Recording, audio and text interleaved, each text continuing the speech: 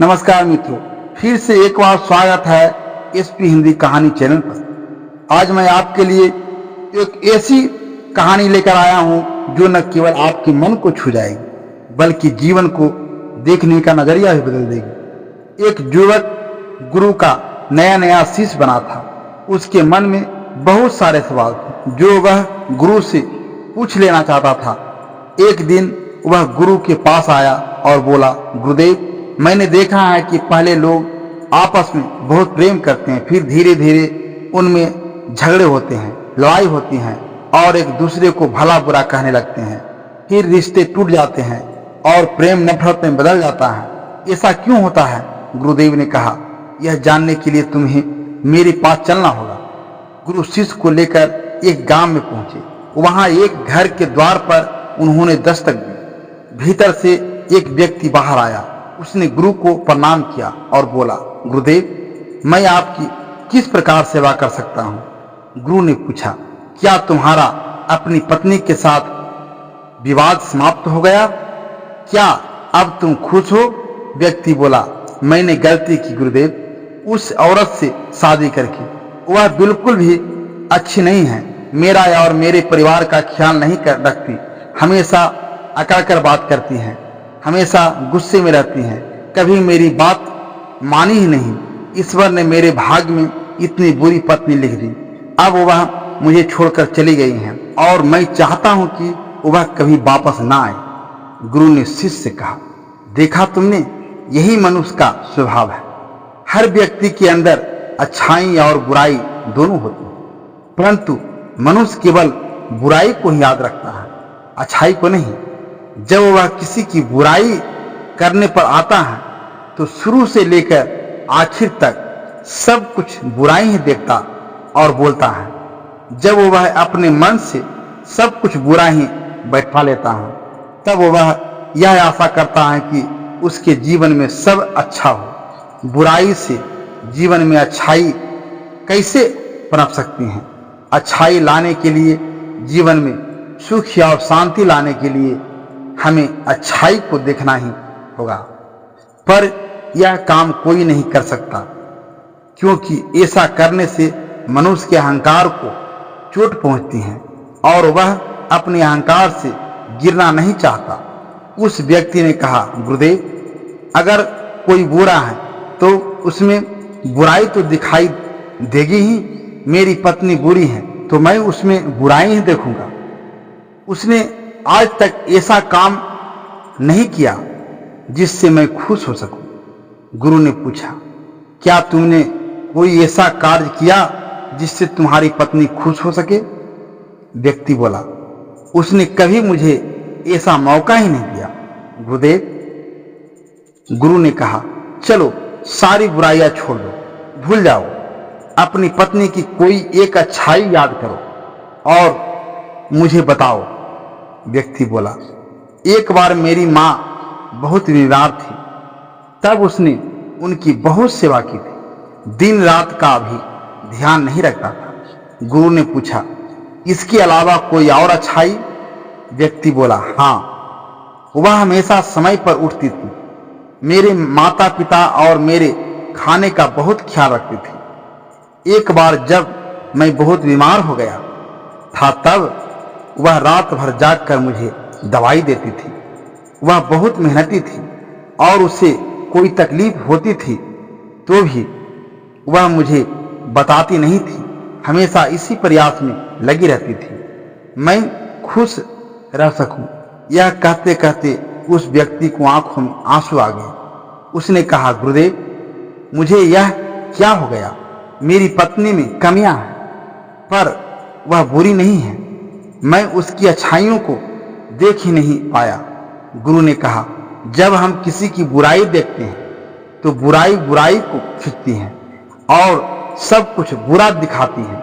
आपके जीवन में भी सब कुछ बुरा होने लगता है, लेकिन जब आप किसी को अच्छाई देखते हैं तब अच्छाई अच्छाई को खींचती है और आपके साथ सब कुछ अच्छा होने लगता है।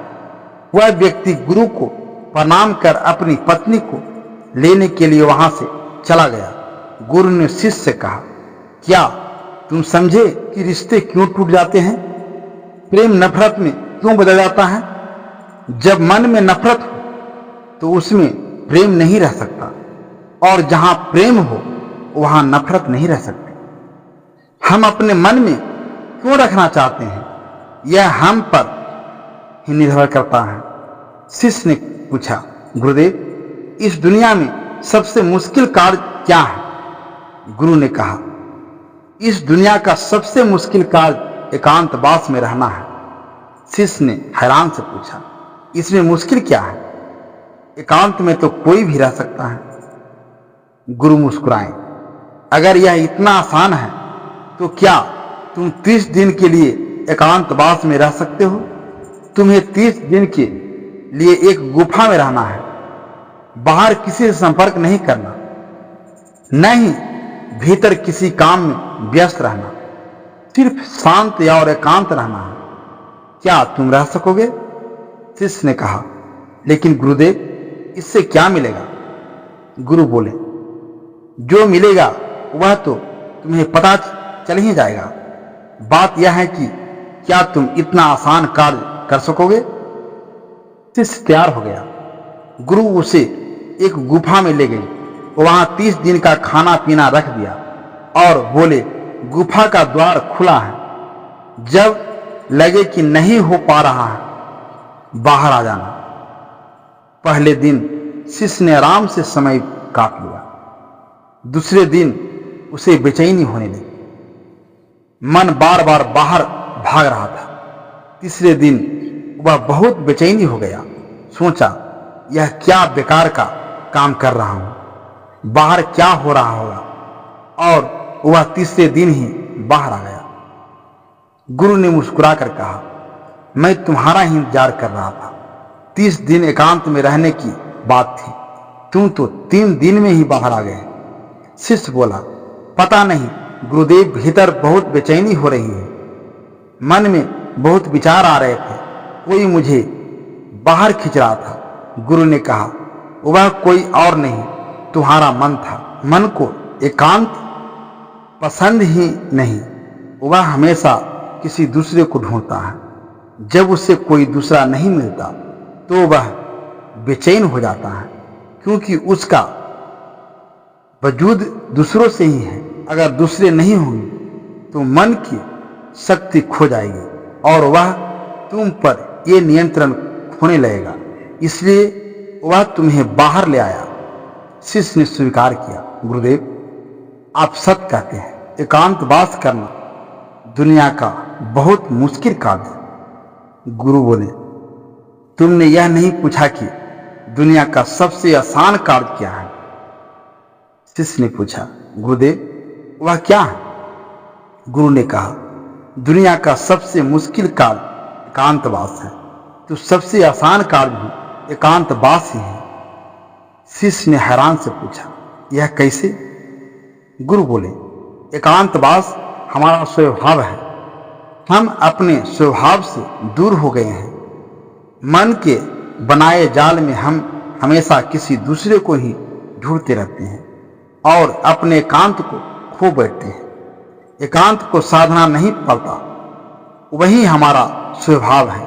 शिष्य ने पूछा, अगर एकांत हमारा स्वभाव है और यह बहुत आसान है तो मैं 3 दिन में ही बाहर क्यों आ गया। गुरु ने कहा, जब तक एकांत तुम्हारे भीतर से उत्पन्न नहीं होगा तब तक चाहे गुफा में बंद कर दो, तुम एकांत में नहीं रह पाओगे। वहां भी तुम अपने भीतर भीड़ इकट्ठी कर लोगे और वह भीड़ तुम्हारे मन के भीतर होगी। गुरु शिष्य को नदी के पास ले गए और पूछा, इस नदी पर बांध बनाना हो तो क्या आज के आज बना सकते हो। शिष्य बोला, नहीं गुरुदेव, इसमें तो बहुत समय लगेगा, धीरे धीरे तैयार करने होंगे। गुरु ने कहा, ठीक वैसे ही मन की नदी पर भी धीरे धीरे बांधा जाता है, 1-2 दिन में नहीं। शिष्य ने संकल्प लिया, मैं भी धीरे धीरे अपने मन पर नियंत्रण करने की तैयारी करूंगा। शिष्य ने अपनी साधना पर ध्यान दिया, छोटे छोटे संकल्प लिए, कुछ पूरे किए कुछ टूट गई, लेकिन हर बार वह और मजबूत होता गया। धीरे धीरे उसके छोटे संकल्प बड़े बन गए। फिर एक दिन उसने संकल्प लिया और गुफा में चला गया। 30 दिन तक वह बाहर नहीं आया। जब गुरु गुफा में पहुंचे, उन्होंने देखा शिष्य शांत होकर ध्यान में बैठा है। शिष्य ने कहा, गुरुदेव, आप सत्य कहते थे, एकांतवास करना बहुत आसान है। एकांत ही हमारा स्वभाव है, यही हमारा प्रकृति है। इसके लिए कुछ करना नहीं होता, बस हमें दिखाई नहीं देता। अब आप सोच रहे होंगे, इस एकांतवास की कहानी का अर्थ क्या है? असल में एकांत वह चीज है जो आपको सत्य और शांति दिखाता है।